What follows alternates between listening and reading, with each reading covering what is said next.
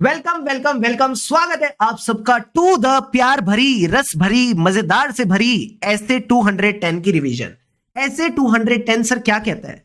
सबसे पहले तो सर ये वन नहीं आई है, वन नहीं आई है। आई से क्या I? Engagement I. I for engagement. Sir engagement तो ई से शुरू होता है। मैंने कहा नलायकों वाली बात मत करो, आई से शुरू होता है। यानी आप क्या करोगे सर? हम एग्रीमेंट करेंगे, हम एग्रीमेंट करेंगे यानी agreeing the terms of audit engagement. Very good. अब ये कहता है आप एग्रीमेंट तो ठीक है, एक बात बताओ, जब भी पहली बार एंगेजमेंट होगी, ठीक है, आप उसको एक्सेप्ट, या सेकेंड टाइम एंगेजमेंट होगी तो कंटिन्यू कब करोगे? जब बेसिस होगा, जब कहीं ना कहीं बेसिस होगा। जिस बेसिस पे मुझे एंगेजमेंट करनी है वो बेसिस होगा। सर बेसिस में क्या आता है? बेसिस में आती है दो चीजें सर। क्या? सबसे पहले तो प्री कंडीशन, हमारी कुछ शर्तें हैं, ये शर्तें पूरी करोगे तो ही हम ऑडिट एक्सेप्ट करेंगे। Very good. दूसरी चीज ये कहता है कॉमन अंडरस्टैंडिंग होनी चाहिए। ये तो आप भी जानते हो, ये तो जेनजी वाले सारे बच्चे जानते हैं कि अगर आप किसी के साथ एग्रीमेंट कर रहे हो तो क्या होनी चाहिए? Common understanding. Very good. तो प्री कंडीशंस फॉर ऑडिट होनी चाहिए एंड कॉमन अंडरस्टैंडिंग होनी चाहिए between the auditor and management. Sir pre condition क्या थी? सबसे पहले जैसे ही मैंने बोला प्री कंडीशन, यानी पहले ऑडिट के पहले कौन आया? Financial statement. उससे पहले कौन आया? एफआरएफ। हमारा एफआरएफ कैसा हो? एक्सेप्टेबल हो। बस इतनी सी बात ध्यान रखनी है, ठीक है सर। उसके बाद आप मैनेजमेंट के साथ एग्रीमेंट करोगे कि वो एक्नॉलेज करती है, समझती है, वो एक्नॉलेज करती है, वो समझती है। क्या? उसकी रिस्पॉन्सिबिलिटी। जल्दी से उसकी रिस्पॉन्सिबिलिटी बता दो फेज वाइज मैनर में। सबसे पहले तो उसकी रिस्पॉन्सिबिलिटी है फाइनेंशियल स्टेटमेंट बनाना। किसके हिसाब से? As per the FRF. तो that is the preparation of financial statement as per FRF.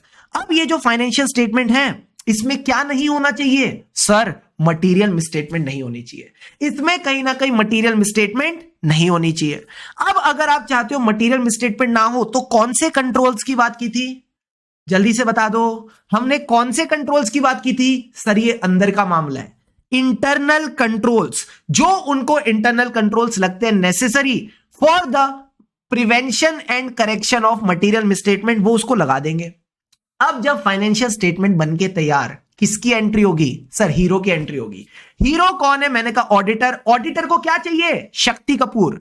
आओ सर, आओ का क्या मतलब था? All information, additional information, unrestricted access. Come on, all information, additional information plus entity के अंदर।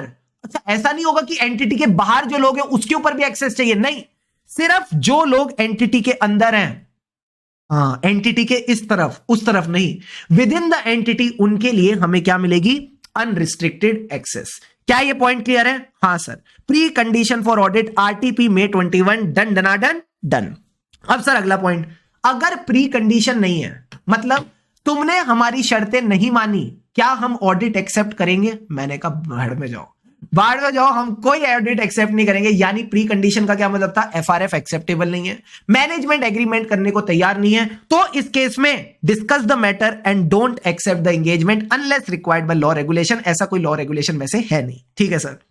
अब बताओ contents of engagement letter. Audit क्या है? ऑडिट क्या है? ऑडिट सर्विस है। तो सबसे पहले आएगा objective and scope, objective and the scope of audit, ठीक है सर। उसके बाद क्या आएगी? वर और वधु की रिस्पॉन्सिबिलिटी। सर वर और वधु क्या था? मैनेजमेंट और ऑडिटर की रिस्पॉन्सिबिलिटी। मैनेजमेंट की रिस्पॉन्सिबिलिटी से हमने क्या पॉइंट कनेक्ट किया था? सर ये फाइनेंशियल स्टेटमेंट बनाता है as per the applicable FRF. तो यहां आ जाएगा आपका एप्लीकेबल एफआरएफ, यहां आ जाएगा आपका एप्लीकेबल एफआरएफ। ओ सही हो गया ना पॉइंट। अच्छा, क्या ऑडिट रिपोर्ट भी एफआरएफ के हिसाब से बनेगी? क्या ऑडिट रिपोर्ट भी एफआरएफ के हिसाब से बनती है? ना रे बाबा ना, ऑडिट रिपोर्ट एफआरएफ के हिसाब से नहीं बनती। ऑडिट रिपोर्ट के लिए क्या वर्ड यूज करते हैं? Form and content of the report, form and content of the report. And form and content के साथ एक लाइन और है जो 99.999999% बच्चे भूल जाएंगे, बट आप नहीं भूलोगे। सर वो क्या था? कई बार ईओएम पैरा डालना होता है, कई बार ओम पैरा डालना होता है, कई बार ओपिनियन को मॉडिफाई करना होता है। ओ, तो क्या कोई ऐसे सर्कमस्टेंसेस आ सकते हैं विच में modify the form and content? Yes sir, कई बार ऐसे सर्कमस्टेंसेस आ सकते हैं which can lead to a report which में differ from the expected form and content. Clear है पॉइंट? Yes sir. अब सर एक बात बता दो जल्दी से, अगर ये जो 5 बातें हमने डिस्कस करी एग्रीमेंट में होती हैं, ये किसी लॉ रेगुलेशन में लिखी है? तो क्या मैं वापस इन 5 पॉइंट्स को रिपीट करूं? कहता है नहीं, वापस आपको लिखने की जरूरत नहीं है। तो सर मैं क्या लिखूं? बस इतना लिखो कि ये कहीं लिखा है? बस इतना लिखो ये कहीं लिखा है। सर इसका क्या मतलब है? बस ये फैक्ट बता दो कि लॉ रेगुलेशन में ये बातें लिखी हैं और मैनेजमेंट को अपनी रिस्पॉन्सिबिलिटी पता है। लॉ रेगुलेशन में ये बात लिखी है एंड मैनेजमेंट को अपनी रिस्पॉन्सिबिलिटी पता है, यानी management acknowledges and understand it's responsibility. Is this point clear? Yes sir. अब नेक्स्ट पॉइंट आता है, अगर मैनेजमेंट आप पे लिमिटेशन ऑन स्कोप लगा रही है, यानी वो आपको एविडेंस नहीं लेने दे रही, इस कदर एविडेंस नहीं लेने दे रही कि आपको पता है एंड में आप अपना ओपिनियन डिस्क्लेम कर दोगे, आप ओपिनियन दोगे ही नहीं। जब आपको पता है एंड में जाके ओपिनियन डिस्क्लेम ही करना है, ओपिनियन देना ही नहीं है, क्या ऐसा ऑडिट एक्सेप्ट करेंगे? हम ऐसा ऑडिट एक्सेप्ट नहीं करेंगे, हम ऐसा ऑडिट एक्सेप्ट नहीं करेंगे। मैंने कहा वेरी गुड। अब सर अगला पॉइंट बता दो, अब अगला पॉइंट बता दो। सर क्या कई बार टर्म्स ऑफ एंगेजमेंट चेंज करनी पड़ती है? हाँ सर, कई बार टर्म्स ऑफ एंगेजमेंट चेंज करनी पड़ सकती है। तो sir terms of engagement change कब करेंगे? जब आरजे होगा। आरजे का मतलब मैं भूल गया, सारे बच्चे एक बार चैट बॉक्स में बताओ आरजे का क्या मतलब था। सारे बच्चे जल्दी से बताओ आरजे का क्या मतलब था। कमॉन कमॉन कमॉन, जल्दी से बताइए।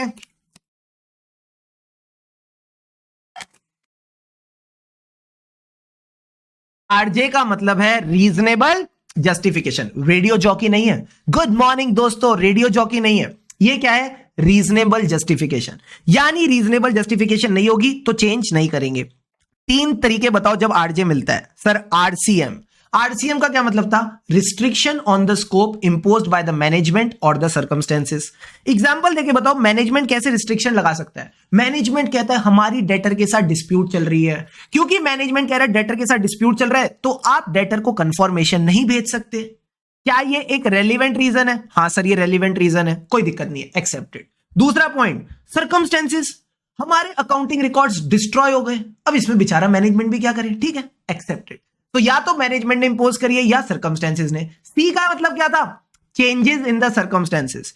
चेंजेस इन द सर्कमस्टेंसेस यानी जो आप ऑडिट कर रहे थे वो क्यों कर रहे थे? क्योंकि बैंक से लोन लेना था, कहीं ना कहीं एंटिटी को बैंक से लोन लेना चाहिए था और बैंक ने ऑडिट रिपोर्ट मांगी थी। ओह, अब बैंक कह रहा है ऑडिट गया भाड़ में, तुम रिव्यू कराओगे तो भी काम चल जाएगा। तो अगर बैंक ने ऑडिट की जगह रिव्यू से भी काम चला लिया तो क्या मैं बोलूं चेंजेस इन द सर्कमस्टेंस है? हाँ sir, there is a changes in the circumstances which affect the need for service. And तीसरा पॉइंट क्या था? मिसअंडरस्टैंडिंग। किसके बीच में? दो ही तो पार्टीज है, ऑडिटर और मैनेजमेंट, इनके बीच में मिसअंडरस्टैंडिंग हो गई। इसका पॉइंट क्या था? मैनेजमेंट कहती अश्योरेंस चाहिए, उनके मन में था लिमिटेड, एज अ ऑडिटर हमें लगा रीजनेबल, तो बेचारी मिसअंडरस्टैंडिंग हो गई। तो ये 3 रीजंस आप इनको रीजनेबल जस्टिफिकेशन मान सकते हो। यही पॉइंट इन्होंने यहां कहा, चेंजेस इन द सर्कमस्टेंसेस और मिसअंडरस्टैंडिंग को आप रीजनेबल जस्टिफिकेशन मान लोगे। बट एक बात ध्यान रखना, जब आपको सफिशिएंट एंड एप्रोप्रिएट एविडेंस नहीं मिलता, क्या आपको इसकी इंप्लीकेशन देखनी पड़ेगी? हां सर, इंप्लीकेशन किस पे? अपनी ऑडिट रिपोर्ट पे। अपनी ऑडिट रिपोर्ट पे इसकी इंप्लीकेशन देख लेना। सर कैसे? क्या इसका इंपैक्ट मटेरियल है? अगर मटेरियल है तो फिर क्वालिफाइड और डिस्क्लेमर जा सकते हो। फिर देखो इसका इंपैक्ट परवेसिव तो नहीं, अगर मटेरियल प्लस परवेसिव है तो डिस्क्लेमर, अगर मटेरियल पर परवेसिव नहीं तो क्वालिफाइड। क्लियर है पॉइंट? हाँ सर। फिर सर हमने एक पॉइंट डिस्कस किया, क्या कई बार मैनेजमेंट गड़बड़ हो सकती है, यानी मैनेजमेंट ने जो हमें इंफॉर्मेशन दी है वो कैसी है? ईयू है। सर ईयू का क्या मतलब था? इनकरेक्ट है, इनकंप्लीट है, अनसेटिस्फैक्टरी है। तो क्या ये रीजनेबल जस्टिफिकेशन है कि मैं ऑडिट से रिव्यू पे चले जाऊं? नहीं सर, मैनेजमेंट चोर है। अगर मैनेजमेंट चोर है, गलत इंफॉर्मेशन दे रही है और उसके बाद बोल रही है ऑडिट से रिव्यू पे चले जाओ, ये रीजनेबल जस्टिफिकेशन तो बिल्कुल नहीं है। इसी का एग्जांपल इन्होंने फिर दिया कि अगर मैनेजमेंट डेटर्स का एविडेंस नहीं दे रही, ठीक है, और कहती है ऑडिट से रिव्यू पे चले जाओ, और कहती है ऑडिट से रिव्यू पे चले जाओ, डोंट कंसीडर इट एक्सेप्टेबल, ये भी आप एक्सेप्टेबल नहीं मानोगे। अब आईसीआई आपसे ये वाला सवाल पूछ लेगी एग्जाम में। सर क्या सवाल पूछेगी? आईसीआई पूछेगी कि आप क्या क्या चीजों का ध्यान रखोगे, क्या क्या चीजों को ध्यान में रखोगे ऑडिट से किसी और एंगेजमेंट पे जाते वक्त। सिंपल रखते हैं, किसी और क्या हो सकती है? कोई रिव्यू हो सकता है या कोई और एंगेजमेंट हो सकती है, ठीक है सर। क्या देखेंगे? सबसे पहले हम क्या देखते हैं, आरजे यानी रीजनेबल जस्टिफिकेशन, ठीक है सर। दूसरी चीज क्या देखते थे सर, रीजनेबल जस्टिफिकेशन के साथ देखो क्या लॉ रेगुलेशन अलाउ करता है इस तरह से, क्या कॉन्ट्रैक्ट अलाउ करता है, यानी you need to assess the legal and contractual limitation, ठीक है सर। तीसरी चीज क्या देखनी है, तीसरी चीज क्या देखनी है सर, सबसे पहले रीजनेबल जस्टिफिकेशन देखा, फिर कॉन्ट्रैक्ट देखा, और तीसरा था, तीसरा किसको याद रहेगा, तीसरा पॉइंट तो सब भूलेंगे, किसको याद रहेगा, स्मार्ट बंदे को। वेरी गुड सिंधु होना बिंदगी, क्या बढ़िया नाम है आपका, very very good sir, smart बंदे को। स्मार्ट वर्क क्या कहता है, जो प्रोसीजर्स आपने ऑडिट में करे क्या वो रिव्यू में काम आ सकते हैं, हाँ आ सकते हैं। क्या वो आपको रिलेटेड सर्विसेज यानी एग्रीड अपॉन प्रोसीजर्स में काम आ सकते हैं, आ सकते हैं, तो कर लो यूज, तो फिर कर लो यूज, वेरी वेरी गुड। तो ये तीसरा पॉइंट आपने बस ध्यान रखना है कि अगर आपको लगता है रीजनेबल जस्टिफिकेशन है और आप ऑलरेडी अपने प्रोसीजर्स कर सकते हो, तो ये प्रोसीजर्स आप कैरी ऑन कर सकते हो, ये आपके लिए रेलिवेंट हो सकते हैं, ये आपके लिए रेलिवेंट हो सकते हैं to the changed engagement, very very good. अब इसके बाद जो ये बात दे रखी है, इस पूरी बात का क्या तात्पर्य था, इस पूरी बात का क्या तात्पर्य, जल्दी से बता दो सर। इस पूरी बात का एक ही तात्पर्य है, अगर आप ऑडिट को पीछे छोड़ के किसी नई एंगेजमेंट पे गए हो, तो उस नई एंगेजमेंट की जो रिपोर्ट होगी ना, उसमें पुरानी बात मत करना, उसमें यह मत बोलना मुझे पहले एज ए ऑडिटर बुलाया था फिर मैं नई एंगेजमेंट पे गया हूं। क्यों सर, ऐसा क्यों नहीं करना, बेचारा रीडर कंफ्यूज हो जाएगा, बेचारा रीडर कंफ्यूज हो जाएगा, ये गलत हो जाएगा। तो कहते हैं रीडर को कंफ्यूज नहीं करेंगे, पुरानी बातों को भूल जाओ, नई शुरुआत करते हैं। तो नई शुरुआत का मतलब है आप ओरिजिनल ऑडिट एंगेजमेंट की बात नहीं करोगे, ओरिजिनल प्रोसीजर्स की बात नहीं करोगे, बट अगर आप ओरिजिनल प्रोसीजर्स को साथ लाए हो, अगर आप ओरिजिनल प्रोसीजर्स को साथ लाए हो, तो उन प्रोसीजर्स को आप मेंशन कर सकते हो। सर ये प्रोसीजर वाली एंगेजमेंट का क्या नाम होता है, agreed upon procedure, come on, agreed upon procedure, clear. Last वाले टॉपिक को हम क्या बोलते हैं, मरियल टॉपिक। सर इसमें क्या है, कुछ भी नहीं है।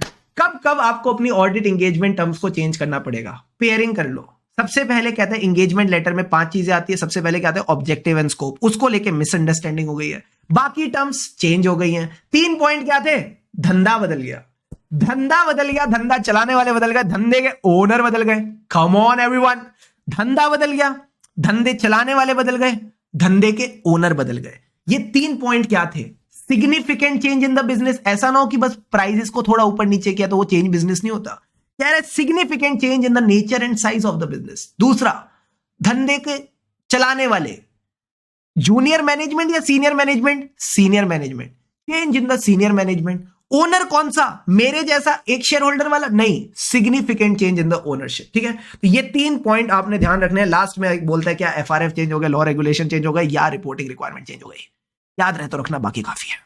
That's all sir.